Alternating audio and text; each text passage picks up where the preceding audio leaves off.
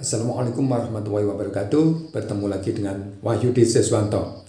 Kali ini saya akan berbicara tentang bagaimana menata sebuah alur dalam cerita. Kadang-kadang kita membaca sebuah cerita dengan tema yang hampir sama, tapi satu cerita itu lebih menarik, sementara cerita yang lainnya biasa-biasa saja. Mengapa begitu?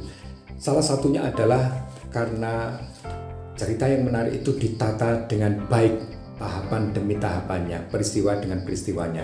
Misalnya bagaimana cerita itu dimulai, kemudian dikembangkan, cerita itu diakhiri, ada tidaknya teka-teki, kemudian bagaimana menata konflik antara satu tokoh dengan tokoh yang lainnya, bagaimana konflik itu semakin lama semakin rumit, kemudian bagaimana konflik itu mencapai puncaknya, bagaimana cara menyelesaikan, kemudian bagaimana selesainya cerita itu. Inilah yang merupakan bagian-bagian dari alur. Biasa juga disebut plot. Nah, saudara, sebuah cerita itu, kalau Anda mau menulis cerita, maka perlu kita memikirkan tentang alur cerita. Sisakan sedikit, sediakan waktu sedikit bagaimana menata alur cerita itu. Tidak perlu lama. Kalau di SD, di SMP, di SMA dulu Anda pernah menerima pelajaran tentang kerangka karangan. Nah, alur cerita itu semacam itulah. Mirip dengan kerangka karangan. Kita memang perlu menata kerangka karangan, kerangka cerita kita. Alur itu juga begitu. Bisa kita tulis alurnya, bisa juga kita hafalkan. Alur ini akan menjadi panduan buat kita bagaimana nanti kira-kira cerita itu kita kembangkan. Detail-detailnya baru kita kembangkan pada saat kita nanti menulis.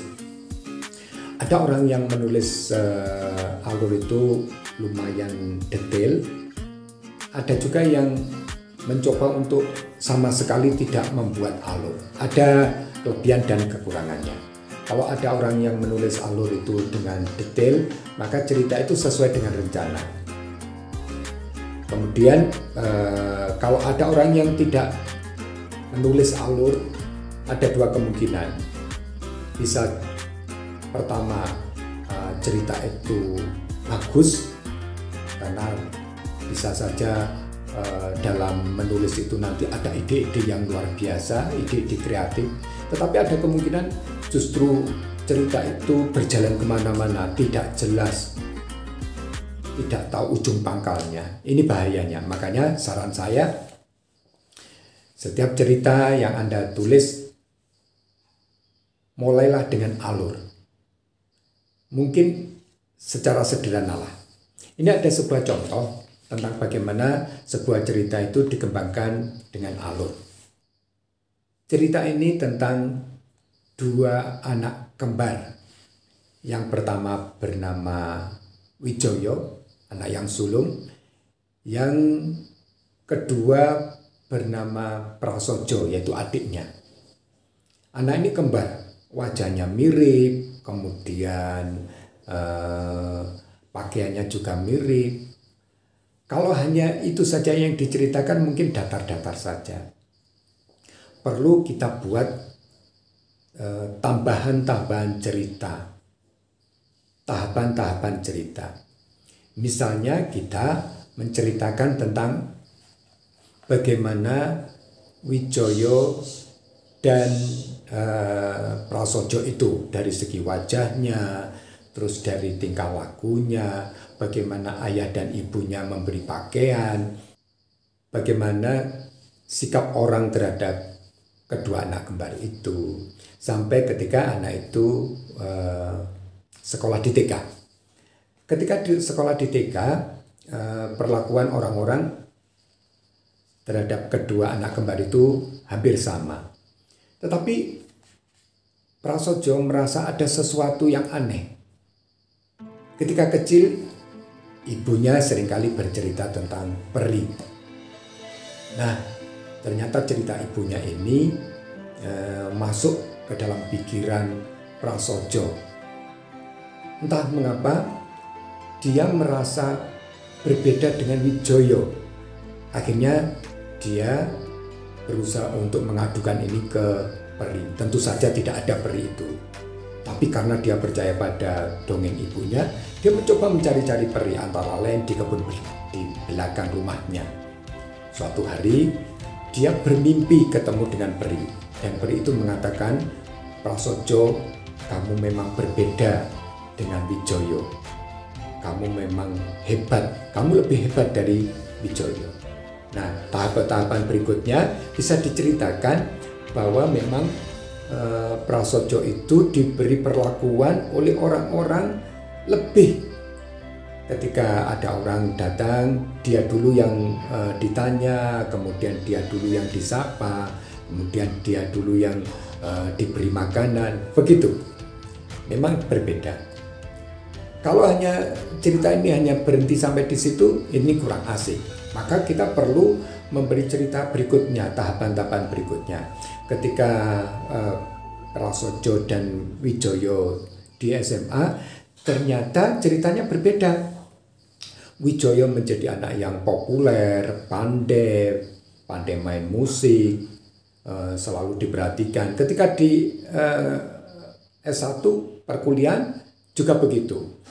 Wijoyo ternyata menjadi juara. Oh ya, ketika di SD, SMP, SMA, Wijoyo ternyata juara. Sementara Prasojo menjadi anak yang biasa-biasa saja prestasinya. Sampai di perguruan tinggi. Di perguruan tinggi ternyata masih tetap Wijoyo juara 1. Dia melanjutkan ke S2, juara 1. Ketika di S3 dia juga menjadi pamuncaknya. Sementara Prasojo tidak. Bahkan ketika Wijoyo wisuda S3, Prasojo baru bisa menyelesaikan S1-nya.